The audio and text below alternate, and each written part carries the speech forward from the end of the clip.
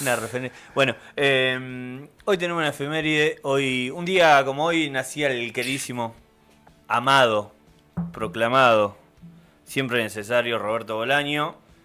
Y quienes escuchan Plástico desde hace mucho tiempo saben que todos los programas lo hemos nombrado, desde el primer día hasta el último. Y bueno, hoy, 28 de abril, Roberto Bolaños llegaba a este mundo en Chile. Nació en Chile, efectivamente, lo podemos decir. Pero, y en base a eso, en ser chileno, en cierto sentido de pertenencia y pensarse en la literatura, buscamos una buena intro y que vamos a poner ahora, que es un minutito de video de un documental que se llama La batalla futura de Roberto Bolaño, que en una entrevista en Chile le preguntan si es un autor chileno. Y lo escuchamos un cachito. Pero en realidad tú no eres un escritor chileno, no te has formado acá, no escribes acá, no conoces a los escritores creo que acá, soy un salvo escritor Nicanor Parra, chileno. como dices. No, yo creo que soy un escritor chileno, un escritor chileno sobre todo a la contra, es decir, si no soy un escritor chileno, ¿tú qué dirías que soy? Soy un escritor español, los escritores españoles no me consideran español. Un escritor mexicano, los mexicanos tampoco me consideran mexicano. Un escritor boliviano, me gustaría ser un escritor boliviano. Yo soy un escritor en lengua española, ¿sí? Y la literatura, además, dividirla por países de una misma lengua, nos lleva al absurdo. ¿En dónde está la base de la literatura chilena? Está en Alonso Ercilla, está en Bello. No es verdad. Está en el Quijote, está en Cervantes. La sorpresa en el fondo Bueno, ahí pasaba... Sí. Súper interesante. Dos cosas para decir. Primero, si yo le hago esa pregunta a un escritor, voy a quedar como un pelotudo, estoy 100% seguro. Sí. El periodismo ha cambiado con las redes. Hay muchas cosas que se saben y mucho comentario. Pero segundo, es súper interesante lo que dice y focalizar en eso que dice la literatura. Pensarla de manera universal, no de una manera universalista y quizá separada de todo ámbito social y de todo ámbito político, pero sino pensar lo que dice él. Yo soy un escritor chileno, pero digo, si existe una literatura chilena o existe una literatura argentina, ha bebido de otros lugares y se construye. Si la piedra angular no es argentina, no es chilena y está en España o está en el Quijote, es un debate muy interesante. Y por otro lado hay un reflejo. Roberto Bolaño, creo que esa parte de esta entrevista es una entrevista mucho más larga donde lo atacan todo el tiempo, que era algo que le solía pasar a Bolaño cada vez que volvía a Chile, ¿no? Resistido en Chile, resistido en México, que es un poco el efecto de la percepción de obra de Bolaño, ¿no? Bolaño es un autor contestatario. Es un autor que vino a romper cosas, ¿no? Y a refundar cosas todo el tiempo en la literatura y a romper cierto canon establecido históricamente y a recuperar cierta zona olvidada de la literatura o ninguneada de la literatura. Bolaño nace en Chile, se exilia en México mucho tiempo, después se enamora de Barcelona, vive en Blades, muere en Blanes. Dormía también, suponemos. Dormía. No sé si dormía tanto. Pero bueno, por ahí para resumir, ¿no? Porque podríamos hacer las 2 horas de Bolaño y estaríamos hablando, que ya lo haremos.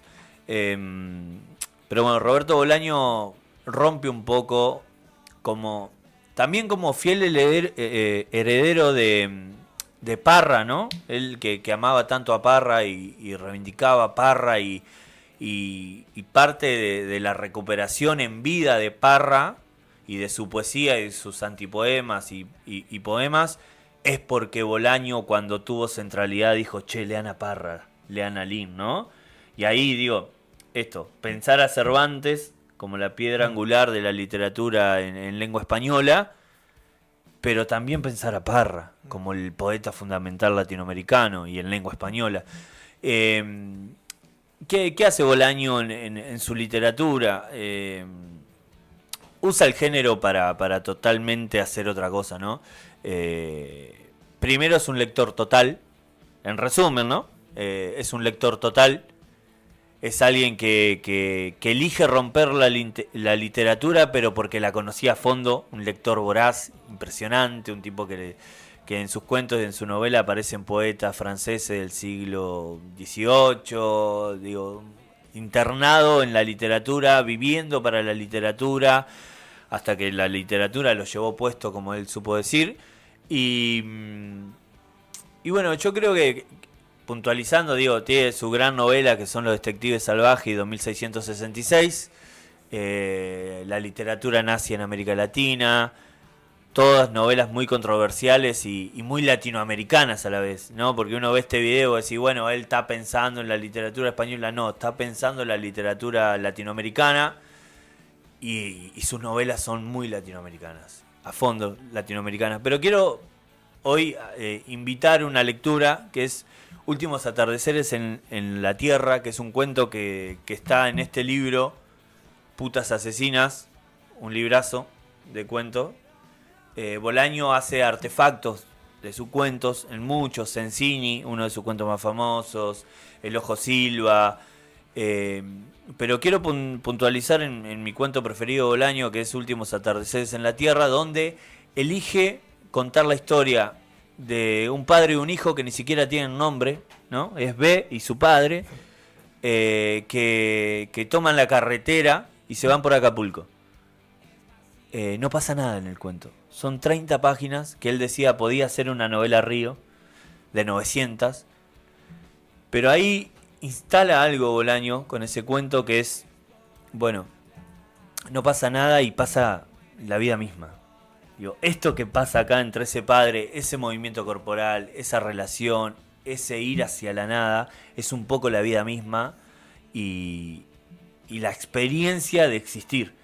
Es un cuento impresionante, Bolaño, que recomiendo entrar por ahí a su obra, que es que sigue, digo, y también esto de que su obra es un organismo vivo, ¿no?